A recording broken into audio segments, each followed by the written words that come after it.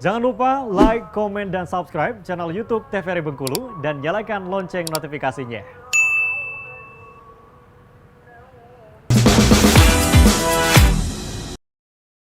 Balik lagi di Opini, obrolan pas di sini. Nah, pemirsa masih bersama dengan Baginda, bukan Baginda Raja ya? Ya, Baginda bukan. Santana ya? Baginda Santana. Baginda gimana? Di segmen terakhir ini duduk di depan saya udah mulai jengah, mulai panas itu kursinya atau gimana? Enggak, ya, udah aman-aman. Ah, udah aman. Beneran aman nggak? Aman nggak? Aman ya. Nah, Baginda, ini kan kamu sekolah di asrama, terus juga mengikuti berbagai macam kegiatan, tapi selalu berhubungan dengan pelajaran nih, selalu dengan edukasi. Biasanya kan orang cari eskul yang gimana caranya untuk melepas penat, yang apa mungkin olahraga atau mungkin dance dan lain-lainnya. Tapi kamu memilih yang untuk remaja, untuk balik ke masyarakat, belajar. Pernah jenuh nggak sih? Belajar tuh kayak aduh capek deh kayaknya gitu. Tentunya sebagai seorang remaja kan Kak, ya tentunya Baginda juga ingin mencari jati diri dari diri Baginda. Dan ya untuk merasa jenuh sendiri wajar sebagai seorang remaja. Manusiawi banget gitu ya.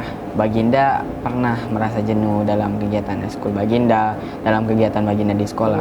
Tapi rasa jenuh tersebut kita atasi dengan ya sebagai hiburan kan, juga sebagai remaja kita juga butuh tentang kayak hiburan untuk berolahraga, juga bermain sama teman, ngobrol-ngobrol dan ya hal senang-senang lain lah intinya.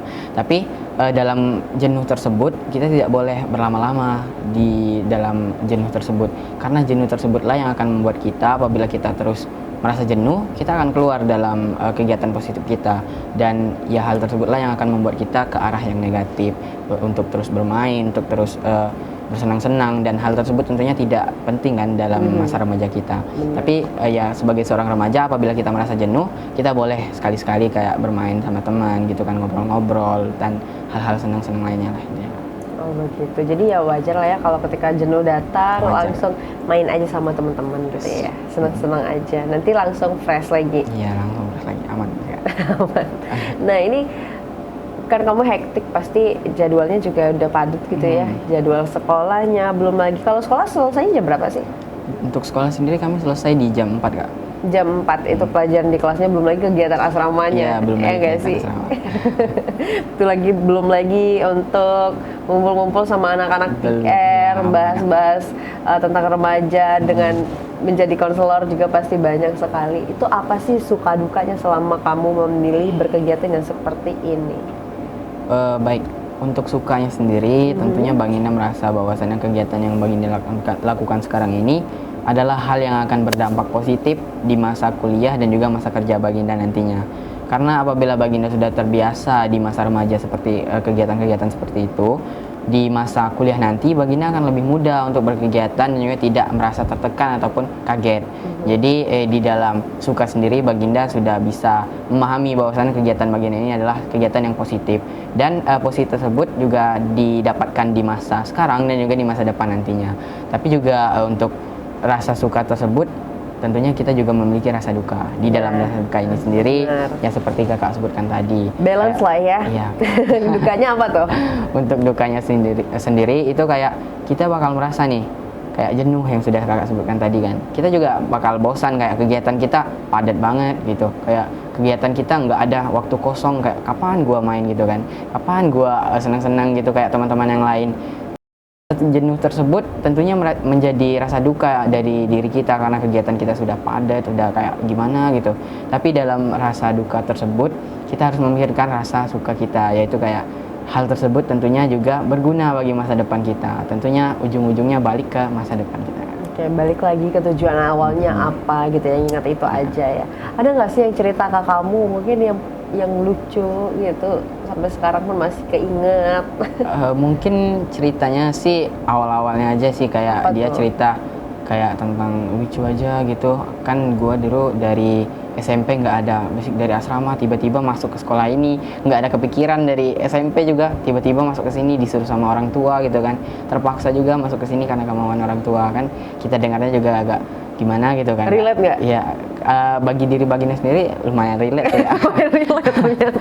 Jadi kami ya ketawa-tawa aja gitu, kok bisa masuk sekolah sini ya, padahal nggak ada kepikiran dulu masuk sekolah asrama. Bahkan kami jauh banget gitu kayak gimana kok bisa tiba-tiba masuk sekolah asrama gitu. Tapi ujung-ujungnya juga kita akan bicarakan dengan baik-baik. Tentunya hal tersebut juga berguna bagi diri kita.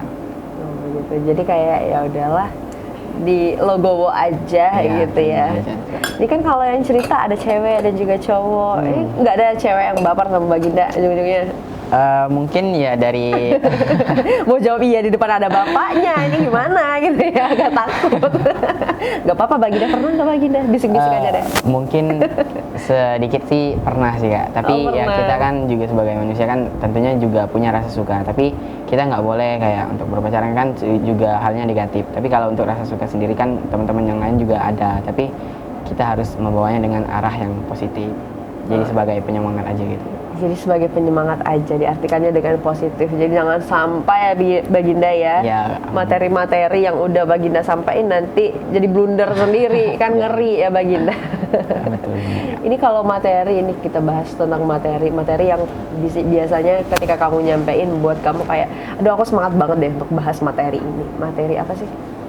Bagi diri Baginda itu yang paling semangat banget Baginda sampaikan itu tentang 8 fungsi keluarga. Karena, 8 fungsi keluarga. Ya, karena dari keluarga sendiri kan adalah cinta pertama kita sebagai manusia. Yang sekolah pertama juga ya. Sekolah pertama kita. Jadi 8 fungsi keluarga ini sendiri sebenarnya wajib diketahui oleh semua orang karena keluarga adalah tempat kita bercerita, rumah bagi kita.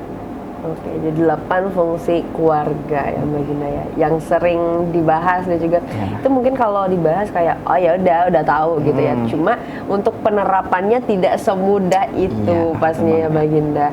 Itu kalau misalnya ada yang cerita ke Baginda kalau tentang keluarga juga terbuka artinya kan untuk para konselor sebaya ini. Itu gimana sih Baginda menanggapinya kalau mulai masalah keluarga ini lebih deep lagi biasanya gitu?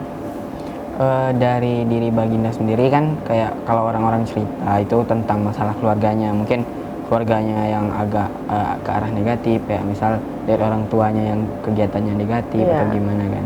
Jadi Baginda menanggapinya tentunya dengan yang hal-hal positif, kayak memang orang tua kan nggak selalu kegiatannya itu selalu positif. Jadi bagi Baginda untuk menyampaikannya itu manfaat dari dirinya sendiri. Walaupun orang tuanya seperti itu, kita nggak boleh mengikuti kegiatan orang tua kita yang negatif. Jadi kita ambil hal-hal yang positif dari keluarga kita. Kita nggak boleh kayak 100% mengikuti kegiatan orang tua kita. Kayak orang tua kita merokok, kita juga ikut merokok, itu nggak boleh. Jadi kita harus mengikuti kegiatan orang tua kita yang positif. Kayak membantu orang, kan menolong orang, kan juga banyak dari orang tua. Ini kalau teman-teman Baginda udah tahu nih tempat ceritanya bisa ke Baginda. Tapi kalau Baginda kalau lagi jengah banget nih, lagi jenuh, lagi penat banget, ceritanya ke siapa?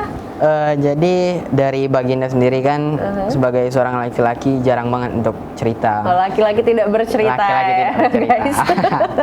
Tapi apabila memang sudah jenuh, sudah capek banget itu, udah Baginda ceritanya ke orang tua, tepatnya ke ibu, karena memang cinta pertama seorang anak laki-laki itu kepada orang tuanya, yaitu tepatnya ibu.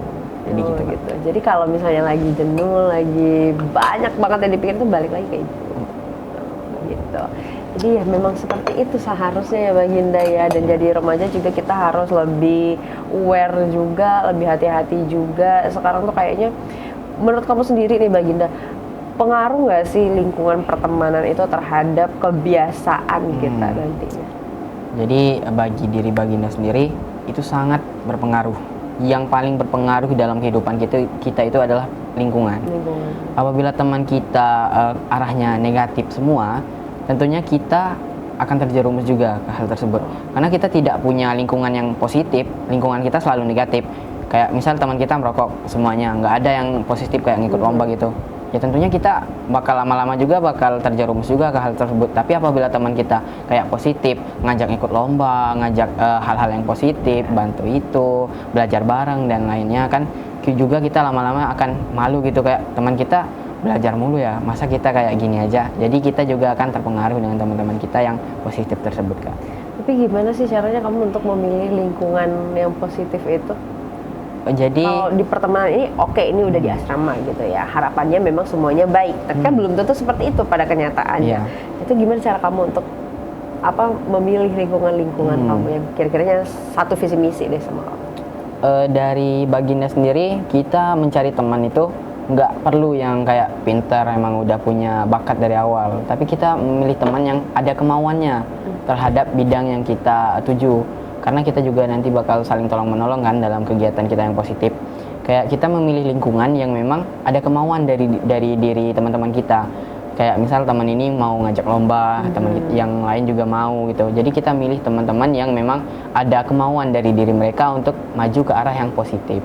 Seperti itu, Kak. Oke deh, Baginda satu kata nih untuk para remaja saat ini, apa tuh Baginda? Satu kalimat deh. Oke. Jadi teman-teman semuanya, kita sebagai seorang remaja harusnya berperilaku seperti layaknya remaja yang memiliki mental yang kuat. Kita harus berperilaku layaknya sebagai pejuang, di mana apabila kita gagal, kita harus terus memperjuangkan apa yang ingin kita tuju. Karena Tuhan memiliki rencana yang lebih baik dari apa yang kita pikirkan. Apabila Anda mendapatkan apa yang Anda dapatkan, hal tersebut adalah bukti dari Tuhan memberikan Anda untuk terus istiqomah. Tapi apabila Tuhan tidak memberikan apa yang Anda inginkan, maka Tuhan memiliki rencana yang lebih baik daripada itu. Ini mintanya tadi satu kalimat, katanya satu paragraf Baginda. Tapi thank you ya Baginda ya. Terima kasih banyak juga karena sudah meluangkan waktunya untuk bisa hadir dan juga mampir ke sini cerita-cerita bersama kami. Semoga semua urusan dan juga plan-plannya bisa berjalan dengan baik dan juga lancar. Untuk pemirsa, terima kasih banyak karena sudah menyaksikan Opini pada hari ini. Jangan lupa terus saksikan Opini pukul 11 hanya di TVRI Bengkulu. Saya Utari Novadini mewakili kerabat kerja yang bertugas pamit undur diri. Sekian dan terima kasih. Wassalamualaikum warahmatullahi wabarakatuh dan sampai jumpa.